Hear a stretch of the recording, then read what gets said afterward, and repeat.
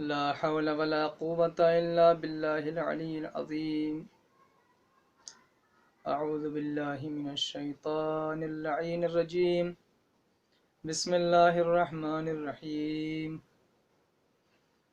الحمد لله رب العالمين، والصلاة والسلام والتحية والإكرام على رسوله النبي الكريم وعلى أهل بيته الطيبين الطاهرين المعصومين الذين أذهب الله عنهم الرجس وطهرهم تطهيرا. اللهم صل على محمد. ولعنة الدائمة الباقية على أعدائهم ومنكري فضائلهم وغاصبي حقوقهم أجمعين. أما بعد، فقد قال الله سبحانه وتعالى: بسم الله الرحمن الرحيم. إذا سألك عبادي عني فإني قريب أجيب دعوة الداع إذا دعان فليستجيبوا لي وليؤمنوا بي لعلهم يرشدون. اللهم صل على محمد وآل محمد. عزیزان گرامی، کربلا اور کردار سازی کے عنوان کے تحت اور اس آیہ کریمہ کے ذیل میں جو چند دن سے ہماری گفتگو چل رہی ہے، اس سلسلے کو آگے بڑھاتے ہوئے آج پھر 2-3 باتیں آپ کی خدمت میں عرض کرنا ہے۔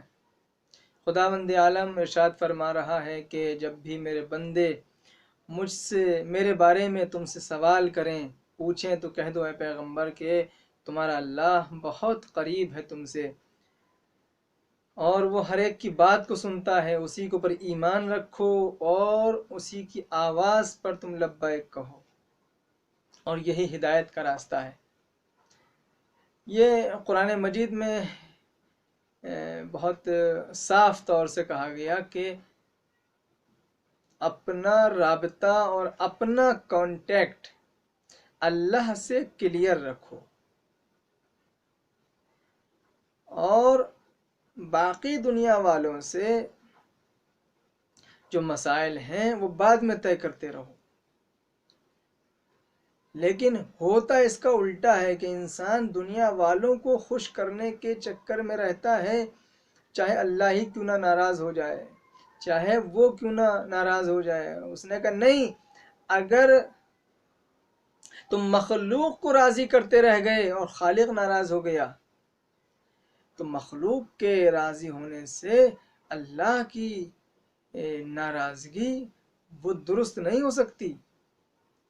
ہاں، لیکن اگر ہم نے اللہ کو راضی کر لیا، اس کو خوش کر لیا، مخلوق چاہے ناراض ہو جائے، لیکن اگر وہ خوش ہے تو یاد رکھیے اس کا جو اختیار ہے، جو اس کی حکومت ہے، جو اس کی گرفت ہے، وہ لوگوں کے دلوں کے اوپر ہے۔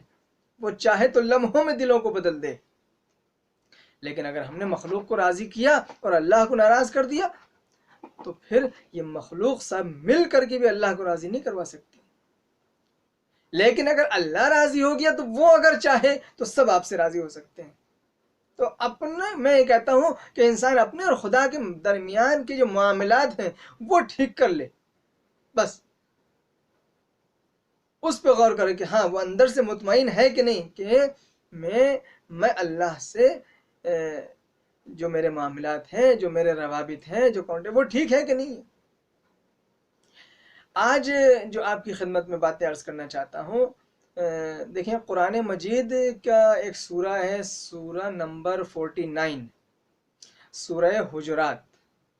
اس سورہ کو آپ کھولیے، کبھی پڑھیے۔ میری یہ آپ سے گزارش ہے، ریکویسٹ ہے کہ یہ قرآن مجید ہے۔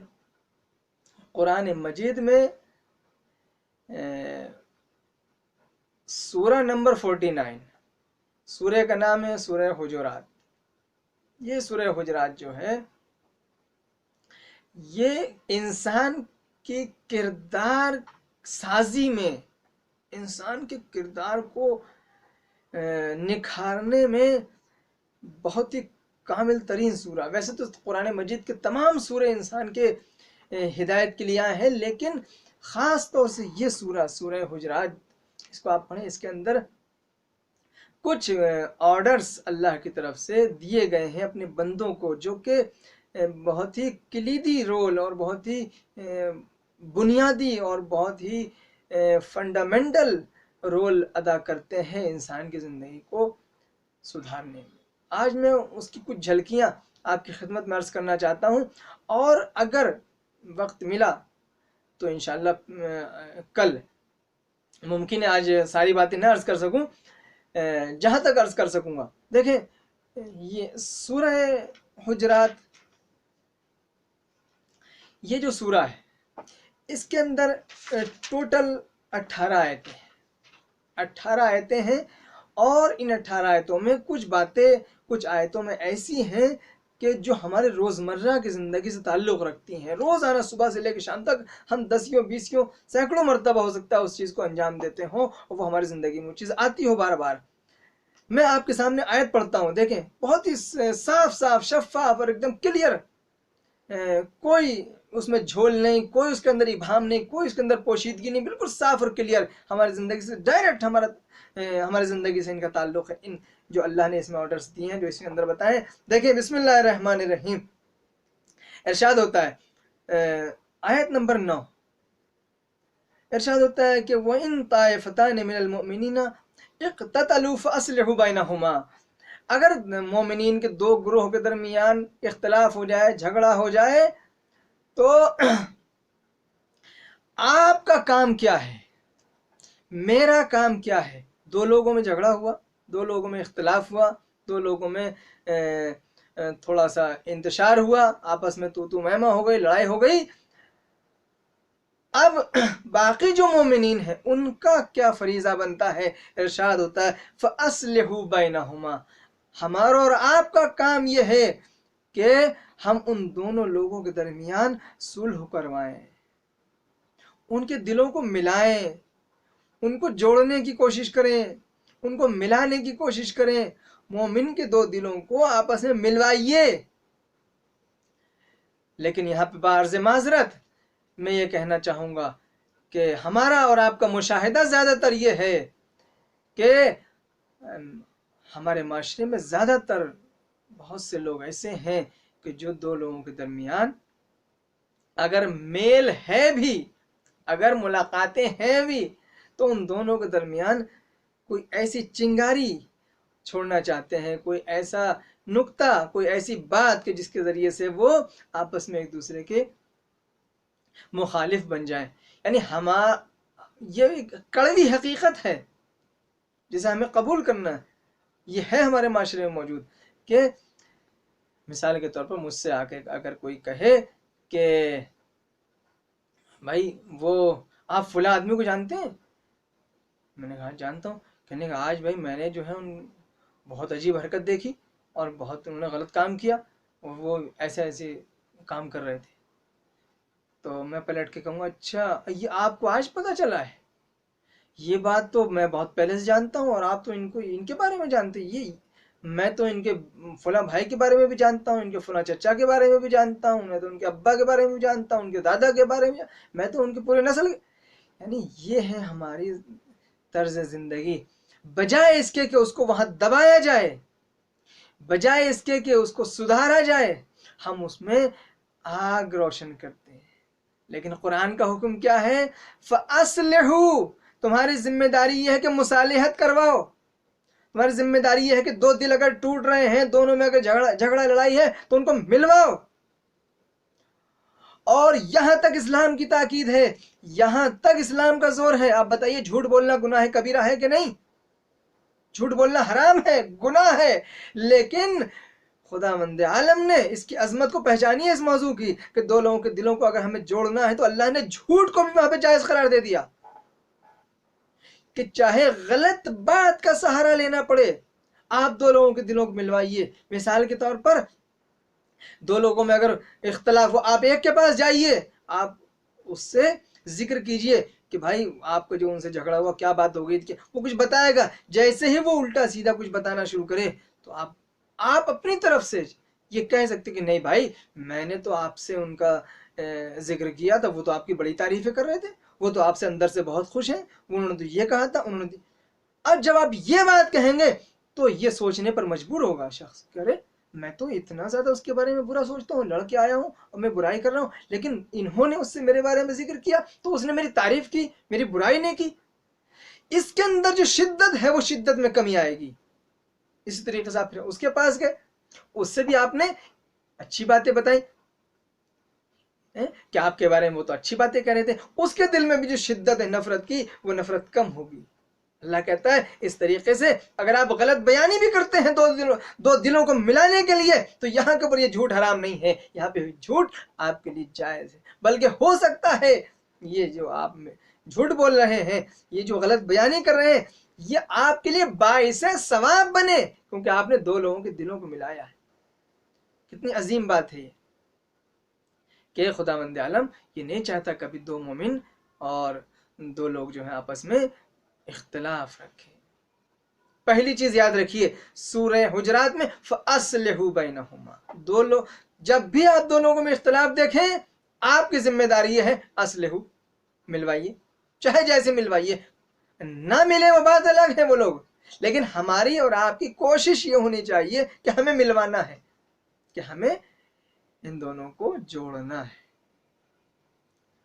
پہلا دستور اور پہلا حکم، پہلا آرڈر اللہ کا سورہ حجرات کی یہ بات یاد رکھیے، پہلا نقطہ کہ فَأَصْلِحُوا، نمبر 1 فَأَصْلِحُوا، ان کو جڑوائیے۔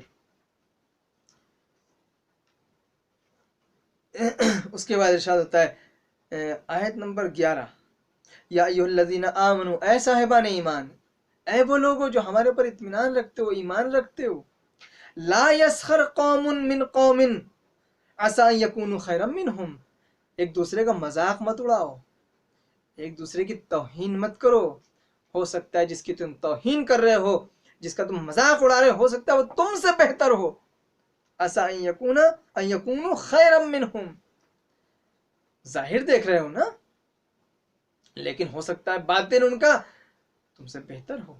لا یسخر، لیکن ہم جب چار لوگوں میں بیٹھتے ہیں بڑا افسوس یہ ہوتا ہے کہ ہم کس قدر ایک دوسرے کا مذاق اڑاتے ہیں، کس قدر ایک دوسرے کی دل شکنی کرتے ہیں۔ پھر مثالوں میں جاؤں گا تو بات آگے نکلے گی اور وقت بہت کم تنگ ہوتا ہے میرے پاس، 30 منٹ کے اندر ہی تقریباً بات کو سمیٹنا پڑتا ہے۔ لا یسخر، دوسرا حکم، دوسری تعلیم جو کردار سازی میں بہت اہم ہے، لا یسخر، مومنین کا آپس میں ایک دوسرے کا مذاق نہ اڑائیے۔ ولا نساء من نساء، اور نہ ہی عورتیں ایک دوسرے کا مذاق اڑائیں۔ عسى ان یکن خیرا منہن، ہو سکتا ہے ان میں سے وہ ان سے بہتر ہوں۔ اب یہ ایک بہت طویل موضوع ہے خواتین کا، کہ جہاں کو آپ بہتر جانتے ہیں کہ جہاں 2 4 10 8 10 خواتین بیٹھ جائیں وہاں پہ کیا عالم ہوتا ہے، سوچنا چاہیے۔ قرآن مجید کس بات کی طرف، نقطے کی طرف اشارہ کر رہا ہے کہ لا یسخر، کبھی ایک دوسرے کا مذاق نہیں اڑانا ہے۔ نمبر 3 ولا تنابزوا بالالقاب، لوگوں کو برے ناموں سے مت پکارو، طرح طرح کے نام مت رکھو لوگوں کے۔ ہم اپنے معاشرے میں دیکھیں نام تو ہے بہت اچھا رکھا ہوا ہے، لیکن ہم غلط طریقے سے پکارتے ہیں۔ میں مثالیں، مثلا نام ہے بہت سارے، میں مثال میں نہیں جانا چاہ رہا ہوں، لیکن آپ دیکھیں اپنی اور ہماری روزمرہ کی زندگی میں کسی کو ہم کلو پکار رہے ہیں، کسی کو پپو پکار رہے ہیں، کسی کو طرح طرح، ہو سکتا ہے بعض نام ایسے وہ ناراض بھی ہوتا ہے وہ شخص اس سے، لیکن پھر بھی ہم اس کو پکار رہے ہیں۔ تو بسا اوقات ایسا بھی ہوتا ہے کہ اس نام جو ہے اس کا اسی نام سے ملتا جلتا کوئی لفظ ہم کریٹ کر لیتے ہیں اور اس نام سے پکارنے لگتے ہیں، جبکہ وہ اس سے راضی نہیں ہوتا ہے۔ لا تنابزوا بالالقاب، تیسری بات یہ ہے کہ لوگوں کے نام مت رکھیے، کوئی کانا ہے، کوئی کسی کی زبان میں لکنت ہے، کوئی کسی کی آنکھ میں کمی ہے، کسی کی ناک بڑی ہے، تو ہم کس طریقے کے نام رکھتے ہیں ان کے، آپ خود چیک کر سکتے ہیں اس بات کو، اور ہر آدمی اپنے گریبان میں جھانک سکتا ہے، کسی کا قد چھوٹا ہے، کسی کا قد بڑا ہے، کسی کی مثال کے طور پر انگلیاں 5 کے بجائے 6 ہیں وغیرہ وغیرہ. میں مثال میں اس لیے جانا چاہ رہا ہوں کہ وقت نہ آپ کا لیا جائے زیادہ. تو ہم کس طریقے سے لوگوں کے نام رکھ دیتے ہیں اور اس کو اس طریقے سے پکارتے ہیں، غلط ہے. ولا تنابزوا بالالقاب، قرآن کہتا ہے کسی کا نام مت رکھو، برا نام سے مت پکارو اس کو.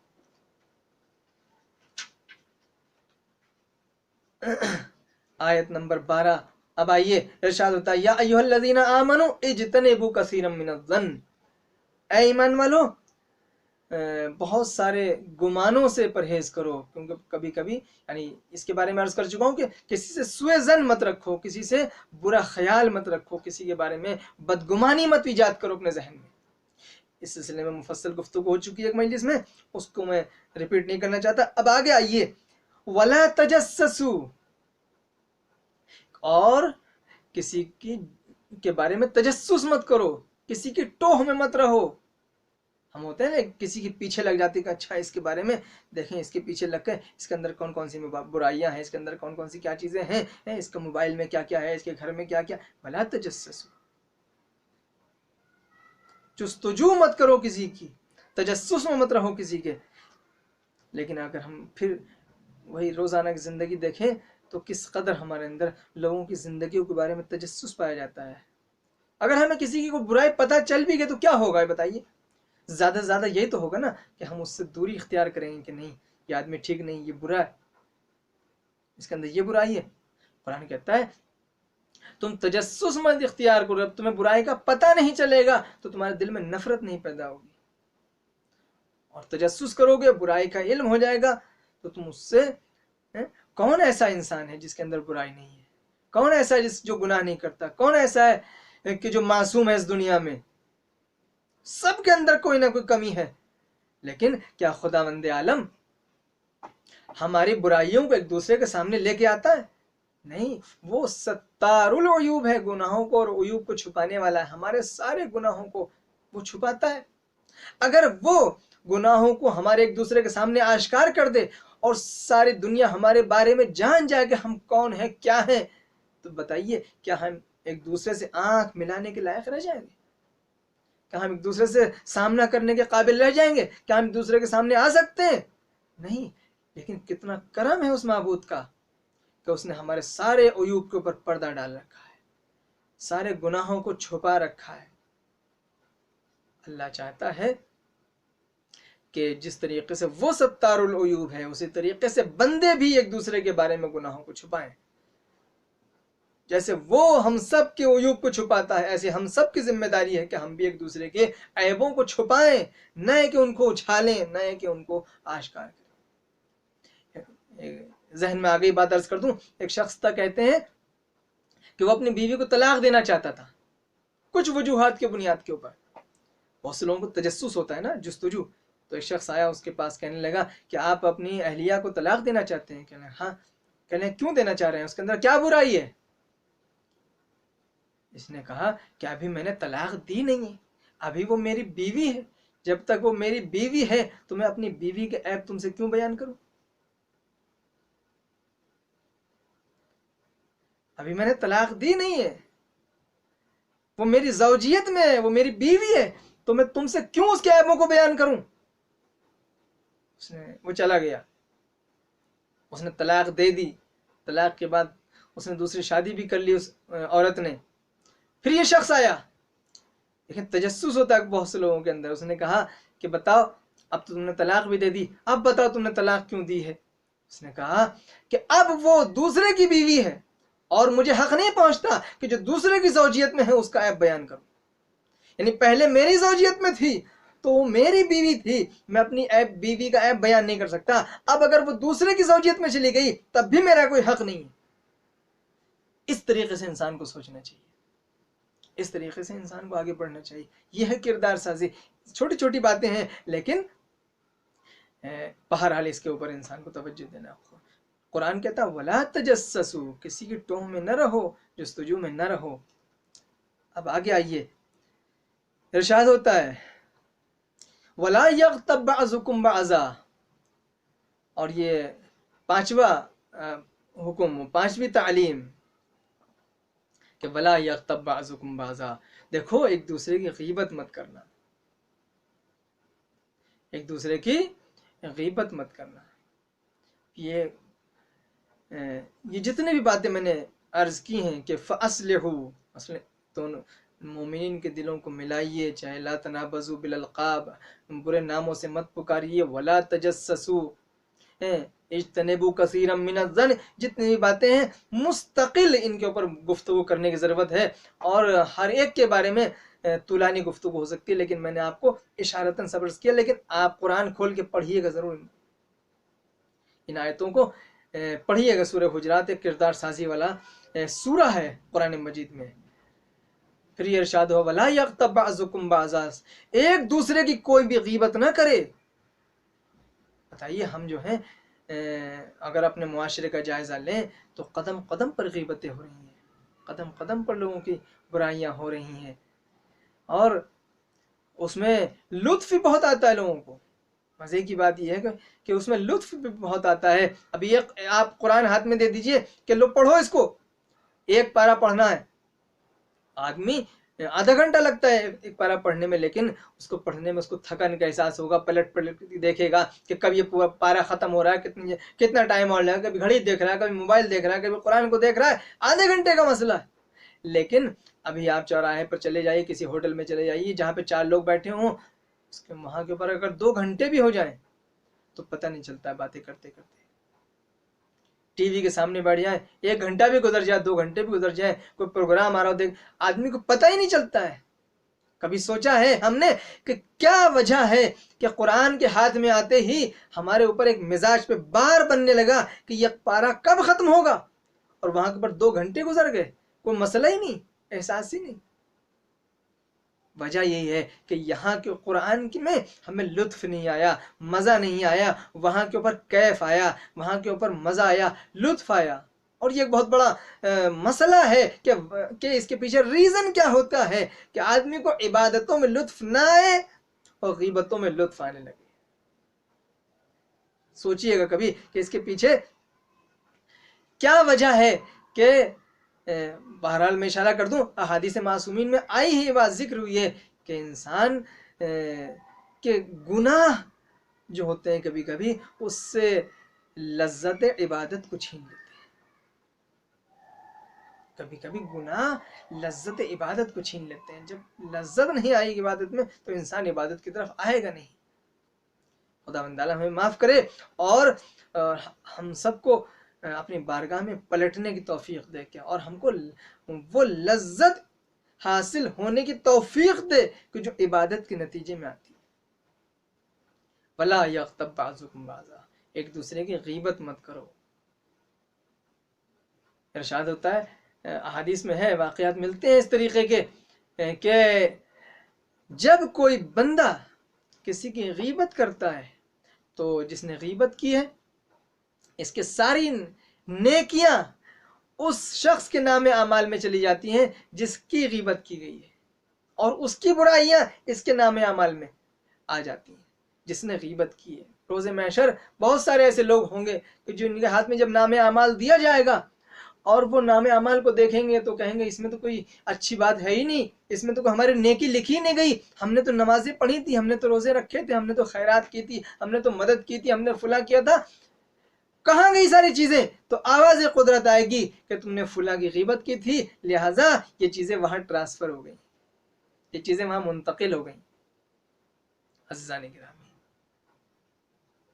یہ ہے کردار سازی سورہ حجرات کی۔ اس کے اندر جو ہے ضرور مطالعہ کریے، دیکھیے گا، اور اس پر عمل کرنے کی بھی خداوند تعالیٰ ہم سب کو توفیق دے۔ کربلا والوں نے ہم کو یہ سکھایا ہے کہ دیکھو قرآن پر، دیکھیں ہم قرآن نہیں پڑھتے ہیں، بہت کم پڑھتے ہیں قرآن، یہ قرآن کی مظلومیت ہے کہ قرآن ہم پڑھتے ہی نہیں ہیں، پڑھتے بھی تو بہت کم، اور ایک رسم کی حد تک ہو گئی یہ بات بعض جگہوں پر۔ تو پھر دوسرا موضوع چھڑ جائے گا، میں اس میں نہیں جانا چاہتا عزیزان گرامی، لیکن کربلا والوں نے، تاریخ ملتی ہے بتاتی ہے کہ شب عاشور ایسا ذکر الہی کیا، ایسی تلاوت قرآن کی کہ دشمن کا لشکر بھی یہ کہہ رہا ہے کہ لشکر حسینی سے اس طریقے سے تسبیح و تحلیل کی آوازیں آ رہی تھی جیسے شہد کی مکھیوں کی بھن بھنانے کی آوازیں آتی ہیں۔ عزیزان گرامی، یہ قرآن ان کا سر تن سے جدا ہو گیا لیکن قرآن سے جدائی نہیں ہو پائی، اور نوک نیزہ پر تلاوت قرآن کی۔ ہاں زدارو، آج 8 محرم آ گئی اور پتہ بھی نہیں چلا کہ یہ محرم کب شروع ہوا اور کتنی جلدی ختم ہو گیا۔ عزیزان گرامی، ابھی تو ہم جی بھر کے رو بھی نہیں سکے تھے، ابھی تو اپنے زمانے کے امام کو پرسہ بھی نہیں دے سکے تھے، ابھی تو شہزادی فاطمہ کی بارگاہ میں پرسہ بھی نہیں دے سکے تھے کہ 8 تاریخ آ گئی، پھر 9 تاریخ اور پھر 10 تاریخ، کتنی جلدی یہ ایام گزر جاتے ہیں، ہمیں پتہ بھی نہیں چلتا۔ اللہ اللہ، کربلا والوں نے کیسی قربانی اللہ کے لیے دے دی کہ انسان ان کی یاد میں اور ان کے ذکر میں جب مصروف ہوتا ہے تو اسے وقت کا پتہ ہی نہیں چلتا، وقت کا اندازہ ہی نہیں ہوتا۔ اے حسین، اگر ہم سے غلطی ہو گئی ہو اور اس عزا میں اور اس کو برپا کرنے میں ہم سے کوئی کوتاہی رہ گئی ہو تو اپنے رحم و کرم کی بنیاد پر ہمیں معاف کر دیجیے گا۔ اے شہزادی فاطمہ، ہم اسی لائق تھے جس لائق تھے، ہم نے کوشش کی۔ اے شہزادی، اگر پرسہ پیش کرنے میں ہم سے کوئی کوتاہی رہ گئی ہو تو ہمیں معاف کر دیجیے گا۔ اللہ اکبر، آج 8 تاریخ آ گئی اور 8 تاریخ کو جی چاہتا ہے اس قمر بنی ہاشم کا تذکرہ کر دوں، اس قمر بنی ہاشم کا تذکرہ کر دوں کہ جس کے دل میں یہ ارمان رہ گیا کہ میں بھی تلوار چلاتا، میں بھی جوش شجاعت اگر دکھاتا تو دشمنوں کو سمجھ میں آتا کہ میں کس کا بیٹا ہوں، میرے رگوں میں کس کا خون ہے، لیکن تمام جوش شجاعت کو اطاعت امام کے حوالے کر دیا۔ آواز دیا، آقا آقا جو آپ کی مرضی، آقا جو آپ چاہتے ہیں۔ تاریخ بتاتی ہے کہ اسی وقت سے حضرت عباس کو روکتے ہوئے آ رہے تھے جب مدینے سے چلے تھے، اور جب مدینے سے چلے تھے آپ کو معلوم ہے کہ جب دربار میں بلایا گیا بیعت طلب کرنے کے لیے اور مروان نے جسارت کی تھی تو ایک مرتبہ حضرت ابو الفضل عباس نے قبضے شمشیر پر ہاتھ رکھا تھا، آقا اجازت ہے اس کو بھی مزہ چکھا دوں، اس کی جسارت کی سزا دوں؟ تو حسین نے کہا تھا نہیں بھیا عباس، ابھی موقع نہیں ہے اور ابھی کربلا نہیں آئی۔ اللہ اللہ، دوسرا موقع وہ تھا کہ جب حر نے جسارت کی تھی اور لجام فرس پر ہاتھ ڈالا تھا، بھلا کس کی مجال جو لجام حسینی پر ہاتھ ڈال سکے۔ ایک مرتبہ یہ جو شیر تھا حسین کا، آواز دیا، آقا برداشت نہیں ہوتا، آقا حکم دیجئے۔ حسین نے کہا تھا اے بھیا عباس ابھی کربلا نہیں۔ اور تیسرا موقع وہ تھا کہ جب حسین کے خیمے فرات کے کنارے نصب ہو گئے، عباس نے اپنے ہاتھوں سے نصب کیے اور آواز آئی حسین ان خیموں کو یہاں سے ہٹا لو۔ ایک مرتبہ ابو الفضل عباس پھر آگے بڑھے اور ایک خط کھینچا، آواز دی کس میں مجال ہے جو حسین کے خیموں کو فرات کے کنارے سے ہٹا دے، اور اگر تمہارے اندر اتنی ہمت ہے تو اس خط کو پار کر کے دکھاؤ۔ ایک مرتبہ حسین اب عباس کے پاس نہیں گئے، جناب زینب علیہ مقام کی خدمت میں آیا، آواز دی اے بہن زینب میں عباس کو روکتے ہوئے مدینے سے آ رہا ہوں، میرے شیر کو جلال آ گیا ہے، اے شہزادی، اے بہن میرے عباس کو سنبھالو۔ ایک مرتبہ کنیز فضہ کو بلایا، اے فضہ قریب آؤ، کہا جی شہزادی، کہا جاؤ اور جا کر کے عباس کو میرا سلام کہو، تمہاری بہن زینب نے تم کو یاد کیا ہے۔ اے فضہ دوڑی دوڑی آئی، آواز دی آقا آقا آپ کو شہزادی نے سلام کیا، کہا ہے اور بلایا ہے اپنے پاس۔ تاریخ بتاتی ہے کہ عباس نے تلوار کو نیام میں رکھا، فوراً پلٹے، ہاتھوں کو جوڑا، شہزادی یہ غلام حاضر ہے، آپ نے یاد فرمایا، میں حاضر میں آ گیا۔ آواز دی، اے بھیا عباس یہ بتاؤ کہ کیا ہوا؟ کہا شہزادی کوئی بات نہیں ہوئی، بس بات اتنی سی ہے کہ دشمن کہتے ہیں کہ یہاں سے خیمے ہٹا لو، بل عباس کے ہوتے ہوئے کسی میں ہمت ہے جو میرے آقا کے خیمے؟ شہزادی نے عرض کی، اے میرے بھیا، اے میرے بھیا، تم نے اپنے آقا کی مرضی معلوم کی، جاؤ اپنے آقا کی مرضی معلوم کرو، تمہارے آقا چاہتے ہیں کہ خیمے اٹھا لیے جائیں۔ بس ایک مرتبہ عباس نے کہا، شہزادی اگر آقا کی یہ مرضی ہے تو پھر غلام کی مرضی اس سے الگ نہیں ہو سکتی، اگر حسین یہ چاہتے ہیں۔ بس عباس گئے، خیموں کو وہاں سے اٹھایا۔ اللہ اکبر، جزاکم ربکم خیر الجزا۔ تاریخ بتاتی ہے کہ عاشور کا جب دن نمودار ہو گیا، ایک ایک کر کے اصحاب جا رہے ہیں، کبھی مسلم ابن اوسجا گئے اور کبھی حبیب ابن مظاہر گئے، یہاں تک کہ کبھی اون محمد گئے، کبھی قاسم گئے، کبھی علی اکبر گئے۔ عباس دیکھ رہے ہیں کہ تنہائی بڑھتی جا رہی ہے، شبیر کی مظلومیت بڑھتی جا رہی ہے، جب کوئی نہ رہا تو اب یہ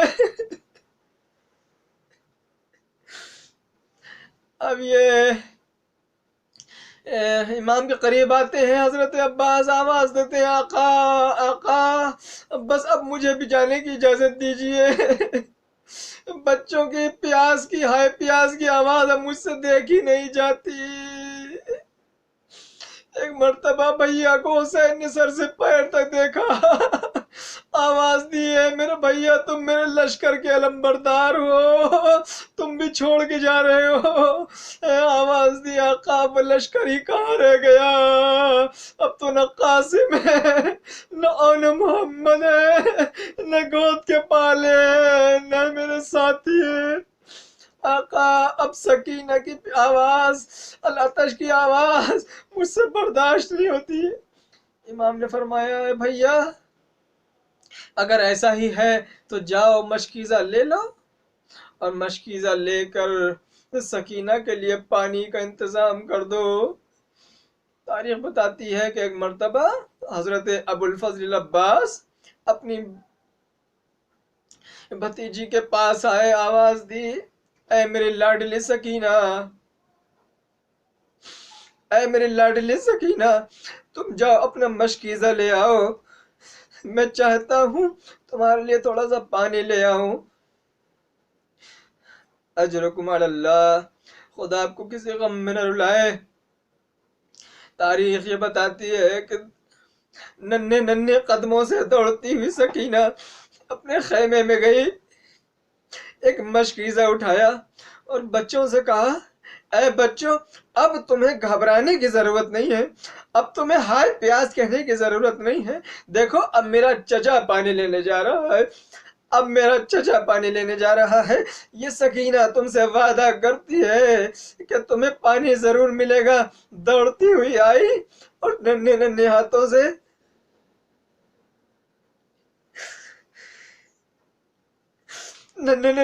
سے چچا کی خدمت میں مشکیزہ پیش کر دیا۔ بس عباس نے مشکیزے کو علم میں باندھا، مقتل کی طرف چلے۔ ادھر سکینہ نے بچوں کو جمع کیا اور آواز دی، بچوں اب تمہیں گھبرانا نہیں ہے، اب میرا چچا گیا ہے، اب مقتل میں گیا ہے، اب فرات تک پہنچ گیا ہوگا، اب پانی کو بھر رہا ہوگا، اب واپس آ رہا ہوگا۔ جزاکم ربکم خیر الجزا۔ عباس مقتل میں پہنچے ہیں۔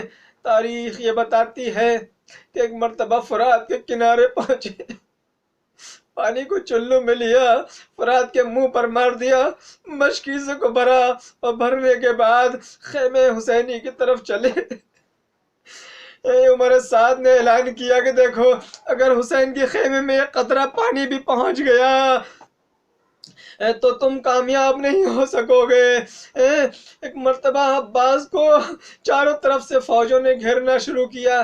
تاریخ بتاتی ہے کہ گھوڑے پر سوار تھے، مشکیزے کو سنبھالے ہوئے تھے، اور بہت تیزی سے عباس خیمے حسینی کی طرف گھوڑے کو ایڑ لگا رہے تھے کہ کسی طریقے سے میں خیمے میں پہنچ جاؤں۔ تاریخ بتاتی ہے کہ ایک ظالم نے چھپ کے ایسا وار کیا کہ میرے آقا کا دائنا بازو قلم ہو گیا۔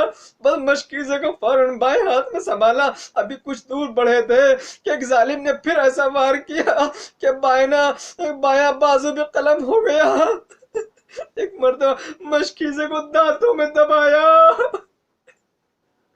مشکیزے کو دانتوں میں دبایا۔ تاریخ بتاتی ہے کہ گھوڑے پر سوار تھے، بہت تیزی سے جا رہے تھے، اور بلند ہو کے دیکھتے تھے کہ خیمہ حسین کتنی دور رہ گیا ہے۔ بیسی اثنا میں ایک سنسناتا ہوا تیر آیا، مشک سکینہ پر لگا، پانی زمین کربلا پہ بہنے لگا۔ عباس نے گھوڑے سے کہا اب میں خیمے میں جاؤں گا۔ فرات کی طرف رخ کو موڑا، ایک ظالم نے سر پر ایسا گرز مارا